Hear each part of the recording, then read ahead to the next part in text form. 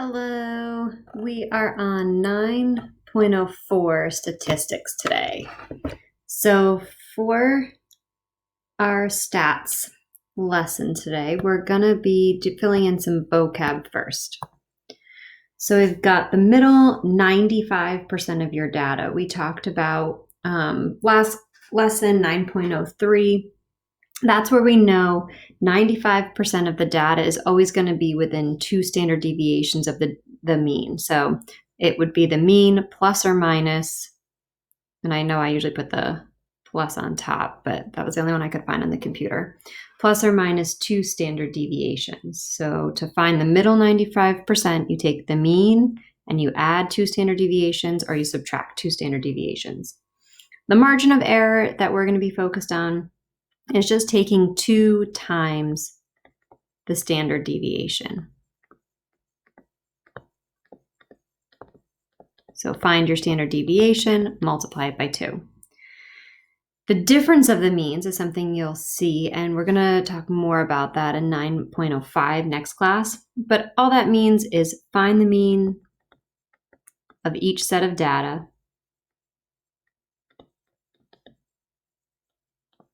and then subtract them. So difference is subtracting. Find the means, subtract them, that's difference of the means. For something to be unusual, that means it must occur less than 5% of the time. So you want to focus on that. If they're asking you if something is a usual outcome or an unusual outcome, then if it's unusual, you're looking for it to occur less than 5% of the time. So we kind of need to decide, because we can always say, in our opinion, if we think something happens often or frequently, but we all have different opinions on that.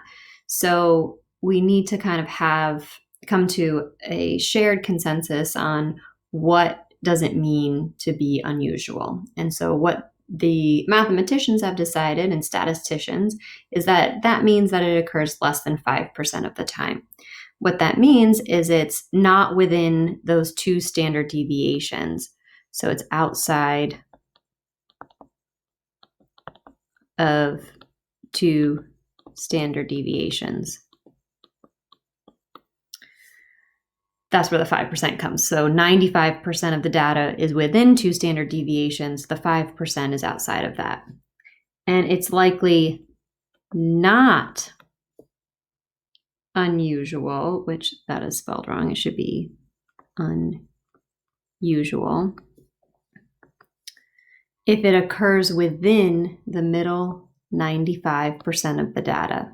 So instead of saying that it's usual or it's common, we say it's not unusual. In statistics, they have a very specific language that they like to use. So a lot of times it's that you can't say something is for sure going to happen, but you can say that it's not going to happen.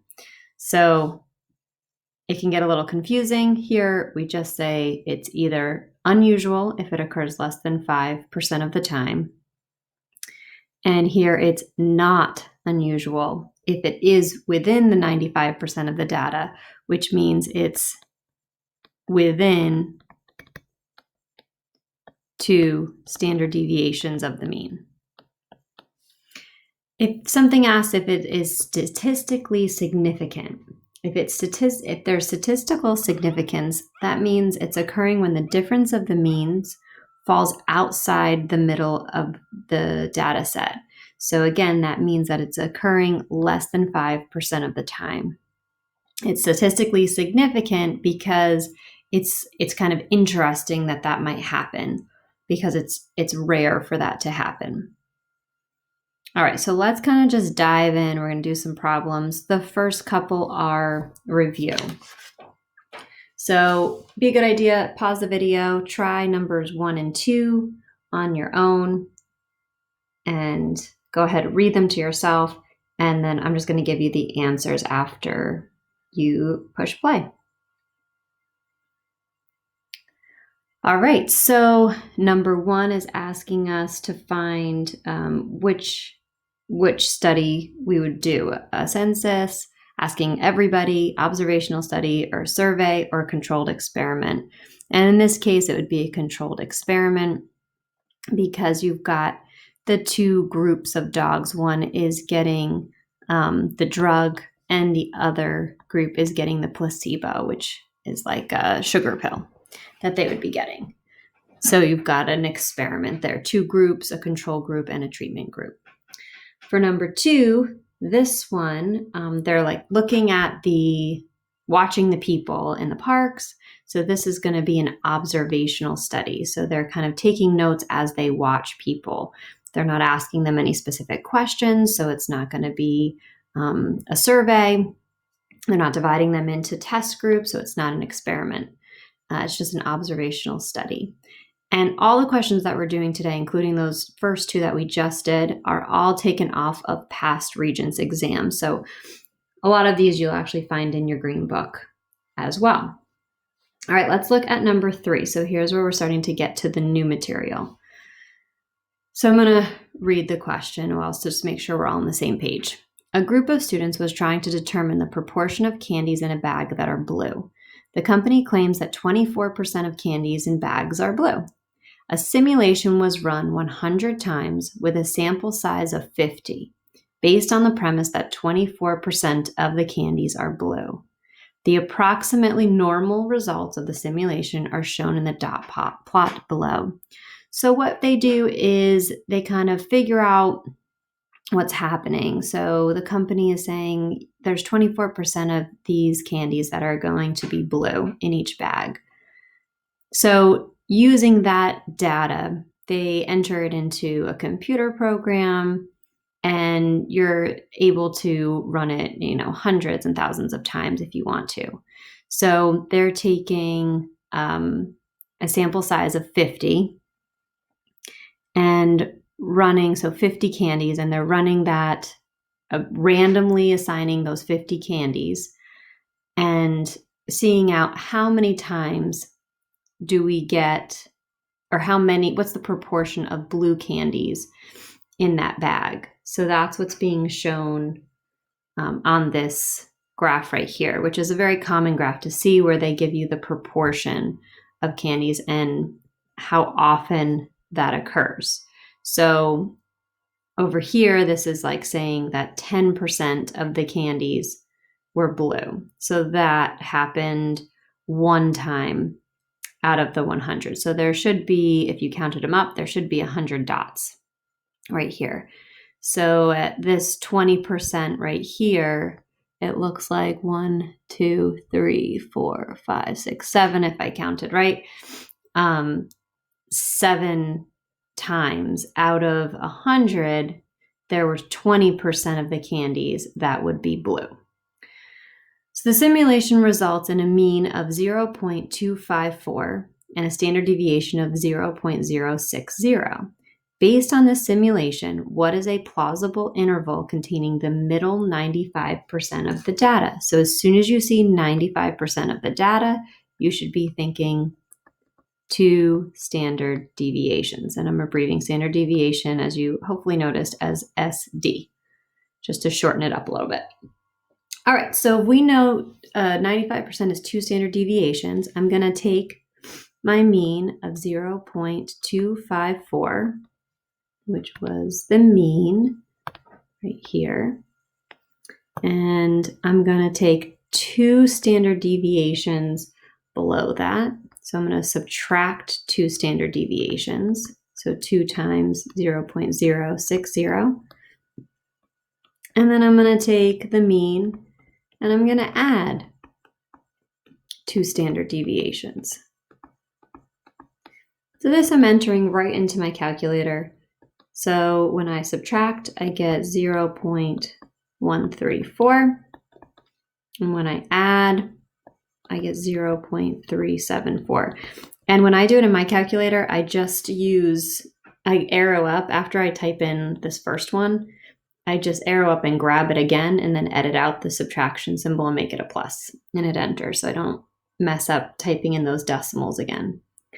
All right, so from 0.134, all the way to 0.374. So this is saying 13.4% all the way to 37.4%.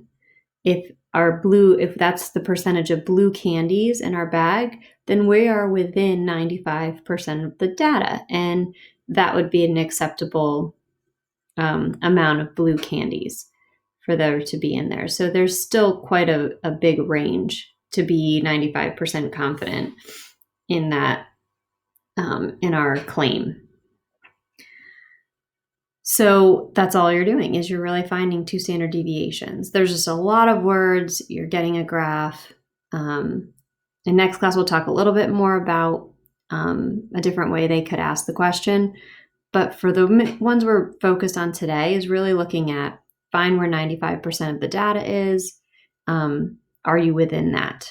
So you want to start to understand what these graphs are showing you too, because it's just a lot of reading, a lot of understanding and interpreting the graphs.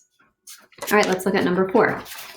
Suppose 2 sets of test scores have the same mean, but a different standard deviation. So standard deviation 1 and 2.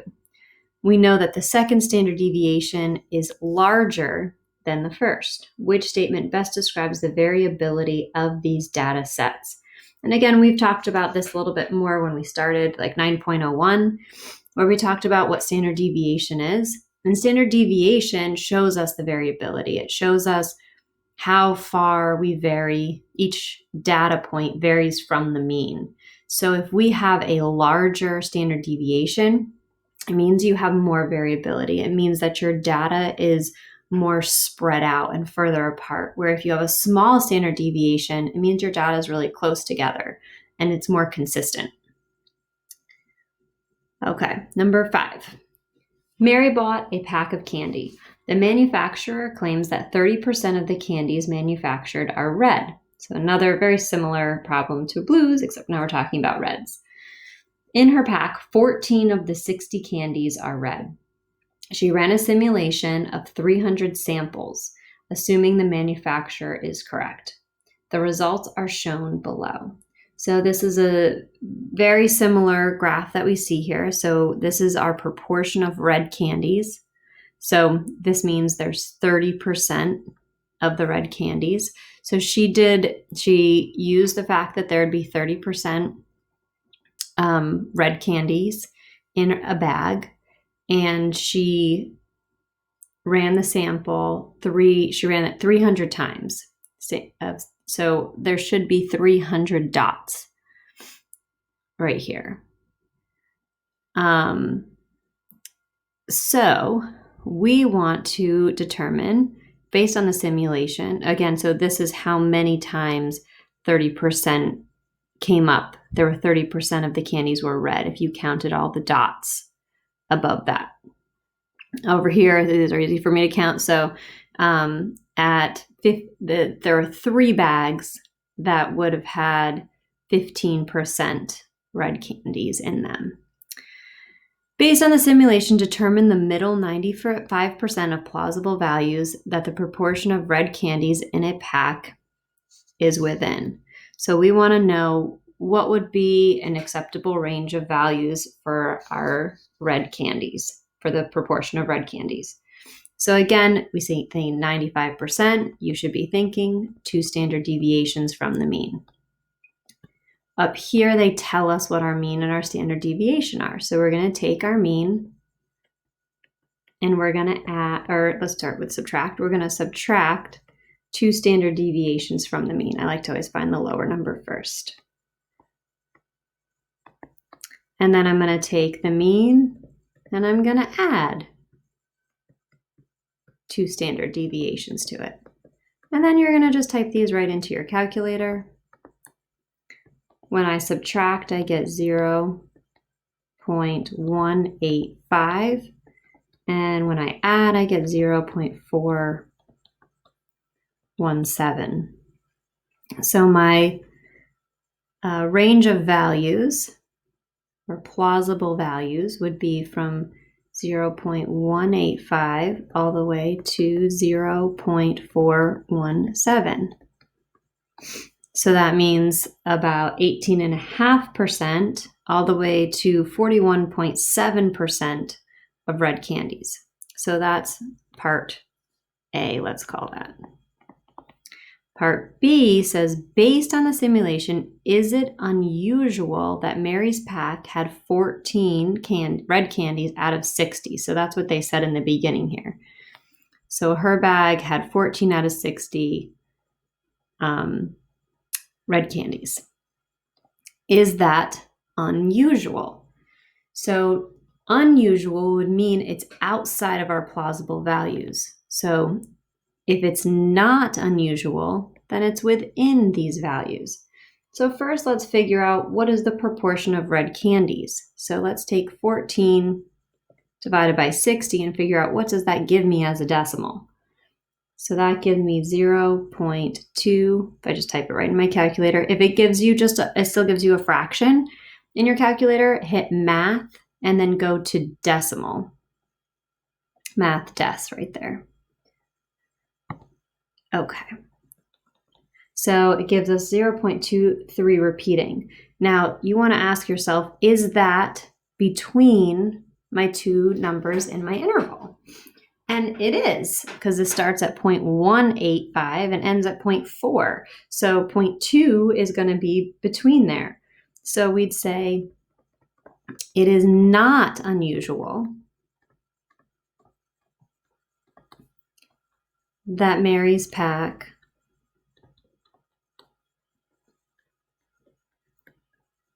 had 14 out of 60 because that proportion lies within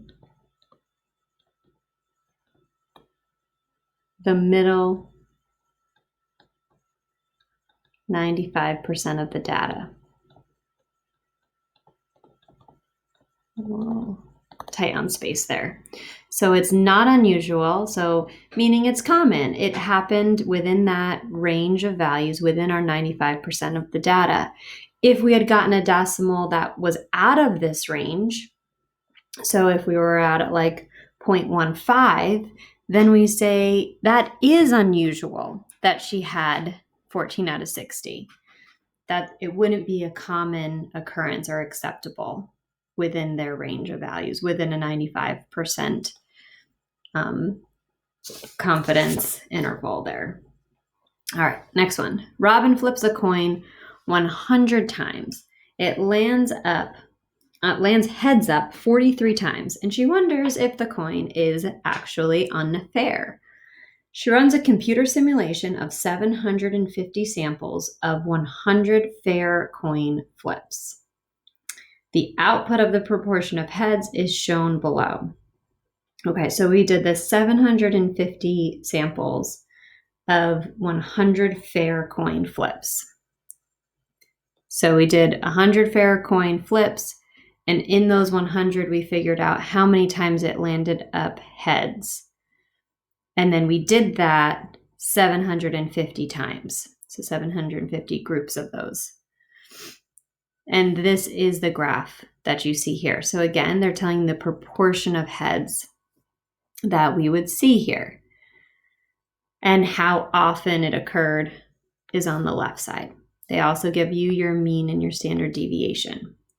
The question says, do the results of the simulation provide strong evidence that Robin's coin is unfair? Explain your answer. So in order to decide if it's fair or unfair, we want to find what that middle 95% is again. So they don't come out and say the 95% here. We just need to know that that's going to be the acceptable range of values to make it fair. So you're going to take your mean 0.499, subtract 2 standard deviations, which is 0.049. Then you're going to do the same thing and add 2 standard deviations. So I get 0.401 and I get 0.597. So I want to know, am I within that range? So let's go back to what happened here. So she flipped the coin 100 times, and 43 times it landed heads up. So her proportion of heads was 43 out of 100 times, 100 coin flips, because we need to put it in terms of what we have graphed here. So we need to know the proportion. So that would be 0.43 is her proportion of heads. So she might be thinking it's low because she's thinking it's supposed to be occur 50% of the time. But obviously that's not always going to be exact. So we're looking at, are we between, in our 95% of values, it goes from 0.401 to 0.597. Does 0.43 fall within that? And it does fall within it. So the question says, do you think that, do the results provide strong evidence that her coin is unfair? So the answer is no. We don't think that the coin is unfair because 0.43 falls inside the middle 95%, which is 2 standard deviations. All right, number 7. A radio station claims to its advertisers that the mean number of minutes commuters listen to the station is 30. The station conducted a survey of 500 of their listeners who commute. The sample statistics are shown below. So in this box right here, you see, and here they're assuming you know what those symbols mean. So X bar is your mean, and this S sub X stands for your standard deviation. And this is your mean. The simulation was run 1,000 times based upon the results of the survey. The results of the simulation appear below. So what the simulations do again is it's just randomizing your data, and it's seeing, does what happened in your observation happen often? And that helps us to tell whether this is valid or not, or if that just happened by chance is what the big thing is. Is this statistically significant sometimes? Is it happening outside of this 95% of the time, or is it happening within the 95% of the data? So here's our results in this graph here. So on the bottom here, this is our time. So it's a little bit different than the others. It's not a proportion. This is how much time that they're listening and the frequency. So how many? Based on the simulation results, is the claim that commuters listen to the station on average 30 minutes plausible? Explain your response, including an interval containing the middle 95% of your data, rounded to the nearest hundredth. Okay, so they're clear in telling us that they want to see that middle 95% interval. So let's take our mean, which is given to us here, and we can use they also give it right here. Our mean and our standard deviation is what we want to use to figure this out. And we're going to take the mean, which is 29.1. You can get that decimal stay, 1.01 minus 2 times 0.934. And then you're going to add 2 standard deviations.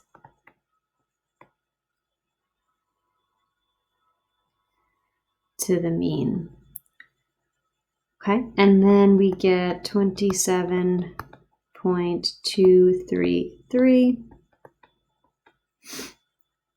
And here we get 30.969. It said using those values round to the nearest hundredth. So let's make this 0.23 and this one 30.97. So our interval is going to be from 27.23 to 30.97. So is 30 minutes within that range of values? And it is. So yes, 30 falls within the interval.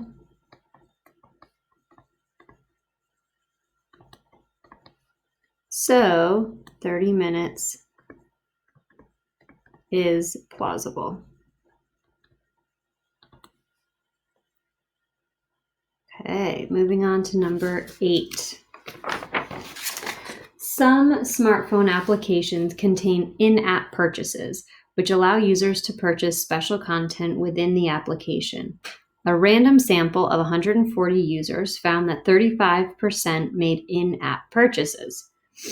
A simulation was conducted with 200 samples of 140 users, assuming 35% of the samples make in-app purchases.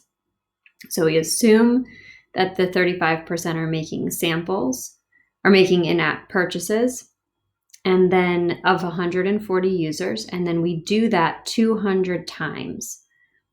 And again, you're running this through a computer to see how often that actually happens once we randomize everything. The approximately normal results are shown below. And as you could see, and this will happen with your data if you were to put it in the computer, the more and more data you put in, the more and more it's going to start to look like that normal curve. That's why they say approximately normal results. Considering the middle 95% of the data, determine the margin of error to the nearest hundredth for the assimilated results. In the given context, explain what this value represents.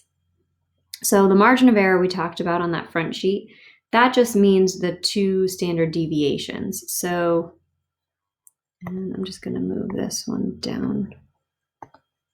I guess I can't. Okay. So, sorry about that.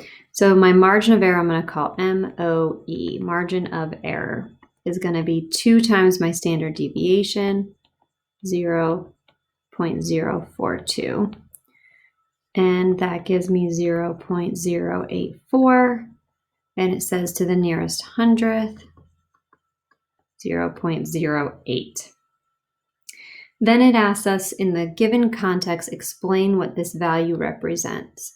Well, we find the margin of error because we want to know what that middle 95% is going to be. So we're going to take your mean again, 0.350, and subtract 2 standard deviations, which is 0.08. Then you're going to take your standard your mean and add 2 standard deviations. This will give us 0.27 and 0.43. So this tells us that a margin of error of 0.08 means that about 27, I'm getting that from here, to 43% of the users are expected to make in-app purchases. So just another way of asking the same thing. So this time they asked specifically for the margin of error. So you find 2 standard deviations. So that's the answer to the first part, 0.08. Then you're going to subtract 2 standard deviations and add them to be able to explain what it means in the context of the problem. So that means that 27 to 43% of the users are expected to make in-app purchases. So that is your middle 95% of your data. All right, and number 9. Charlie's automotive dealership is considering implementing a new check-in procedure for customers who are bringing their vehicles for routine maintenance. The dealership will launch the procedure if 50% or more of the customers give the new procedure a favorable rating when compared to the current procedure. The dealership devises a simulation based on the minimal requirement that 50% of the customers prefer the new procedure. Each dot on the graph below represents the proportion of the customers who preferred the new check-in procedure. Each of sample size 40 simulated 100 times. So we should have 100 dots on our graph. And each graph is saying, out of 40 people, each dot is saying on our graph, out of 40 people, what proportion of them like the new procedure? So we are looking for, well, let's keep reading. So assume the set of data is approximately normal. So as you can see, it is starting to look more and more like a normal curve. And the dealership wants to be 95% confident of its results. Determine an interval containing the plausible sample values for which the dealership will launch the new procedure. Round your answer to the nearest hundredth. Okay, so that's part A. Let's do that before we go on. So for part A, we want to find that 95% interval. So I'm going to take my mean, which is 0.506, and subtract 2 standard deviations. Then I'm going to take the mean, and I'm going to add 2 standard deviations. So I get 0.35 and 0.662. So part A, my interval would be from 0.35 to 0.66 to the nearest hundredth. All right, now let's talk about part B. Part B says 40 customers are selected randomly to undergo the new check-in procedure, and the proportion of customers who prefer the new procedure is 32.5%. The dealership decides not to implement the new check-in procedure based on the results of the study. Use statistical evidence to explain this decision. So if out of these customers, 32.5% prefer the new procedure. So 32.5%, no, we don't have these written, our proportions, as percents. We have them as decimals. So let's change 32.5 to a decimal first. So to the left, that's how you change a percent to a decimal. So this gives us 0.325. Now, is that within our 95% interval? No, it is not. So that's why they're not going to implement the procedure, because 0.325 is not within the middle 95% of the data. So they should not implement the new procedure.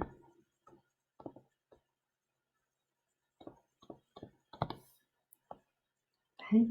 And that is it for 9.04. So a lot of finding 95% of the data, which is 2 standard deviations, subtract 2 standard deviations from the mean, add 2 standard deviations from the mean, and then see if you are within that interval. If you are, then that means it's not unusual. If you are outside of that interval, that is unusual. or in this case, that told us that we didn't want to use that new procedure because we were outside of that interval. Okay, so you do have to read and kind of understand what the question is asking to decide, do I want to be inside the interval? Do I want to be outside the interval? Do I want to be unusual or not unusual? All right, and that is it. I hope you have a good day. Stay healthy, love math, and pie out.